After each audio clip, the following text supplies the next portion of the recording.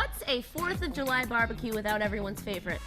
Potato salad. It's one of my favorites. And Mine we're back too. with Everyone's. Bill Collins. You're going to show us how to make it. But you're going to show us how to make it because, once again, I don't see mayonnaise in here. No, there's no mayonnaise on the set today. And It's a mayonnaise-free set? It's a mayonnaise-free day, and not until the sun comes out. And so what we're doing is we're doing it with a vinaigrette, and actually very similar to what I did before with the balsamic. Is I've got red wine vinegar here, and I've got a little mustard, salt, and pepper. And that mustard, I know we talk about this all the time, but it acts as an emulsifier because it combines the vinegar and the oil together. Exactly, and actually the word emulsifier. Seth just likes to say that word. I really does. do. It's one of my favorite words. He always brings up that because he likes to say emulsify. No, it's one of those things. Before I started this job, I made the worst salad dressings in the world, and now I make. You're an emulsification guy. I expert. emulsify everything. And what an emulsion is there's two things that go together that really shouldn't. And like oil and vinegar. Right. And what holds them together, there are two things that hold them together. One of them is air. So you see as I'm whisking it together, that's holding it together. But what also holds it together is other ingredients you put in there. It could be mustard, it could be garlic, salt, and pepper. And the way I always think of an emulsion is like Velcro. And you want it to hook together.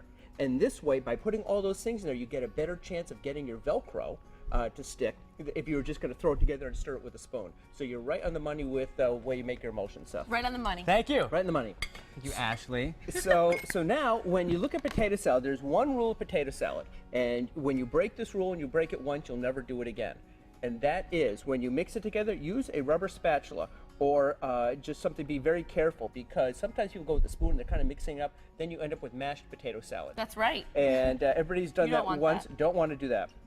So this is very simple ingredients, and I've got some red onion and some scallions. So scallions just being green onions. I've got those in there, but also some capers. Now, if you've ever had a caper and eat it on its own, you'd say, I'm never going to eat a caper again. It's very salty. Because it's salty, because it's in a brine, so it's got this bite. And you say, well, why are you putting something in here that's going to be raw in the salad that's going to give it a bite? Well, this salad has a few things going on. You've got the vinaigrette, so there's a minor bit of a bite there, and a few capers, which kind of elevate the taste of it. There's no sugar in here to give it a sweetness, so you've got a nice balance of some things, but a potato salad does have a wee bit of a bite. Some people consider this a German potato salad, not really, but I just throw a few of the capers in.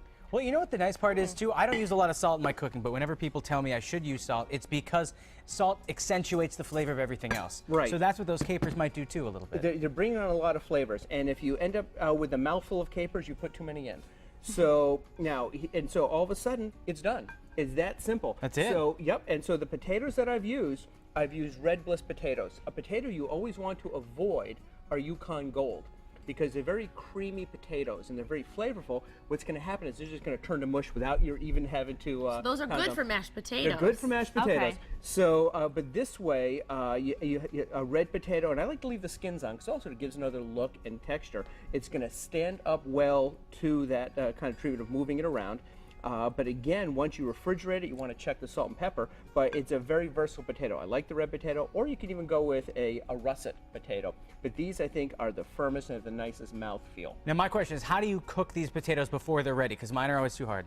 A couple of things. A lot of recipes tell you boil the entire potato, then cut it up. But what I like to do is I like to cut up the potato as you're going to want to have it. Number one, it's going to cook more quickly. Number two, you don't have to wait until the potato is cool enough to work with. So I cut it up, and usually you'll bring the water to a boil, and it might take 10 or 15 minutes. You want to keep checking them. Either actually take a bite or stick a paring knife in there to see if it breaks apart well.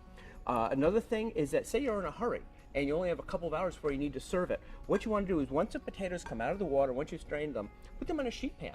And that way, instead of putting them in a bowl where the center of them will take longer to cool, you've got all the surface there, and they'll cool literally in minutes. And so then you can mix everything together. So again, a lot of times you're pressed for time, and gee, having 2 kids, I'm sure you've got all the time in the world. Tons of time. All the And time. so then when it comes time to, I got running behind time to make the potato salad, you can do it with knowing that you've got still a little time to spare without That's waiting such for everything to cool down. A great tip. Yeah. So great potato salad. Now earlier, in case people missed it, we made this orzo pasta, which looks absolutely delicious. Tell us what you did there. With that, I again did another vinaigrette, but with balsamic vinegar and some garlic in there. But that's got all kinds of vegetables in it, more than just the 2 onions and capers. We've got roasted peppers, which we went over earlier, Kalamata olives, summer squash, so summer squash and zucchini, red onion, green onion, feta of cheese to finish on Oh, top. full of There flavor, we go. full of color. Is there a spoon over there? Yes, I let's happen to grab- have a let's couple grab of spoons spoons. right Oh, here. hey, perfect. All right, well, Chef Bill, thank you so much. Thank you. Always nice to have you. And if you want a copy of these recipes, you can head to mymessappeal.com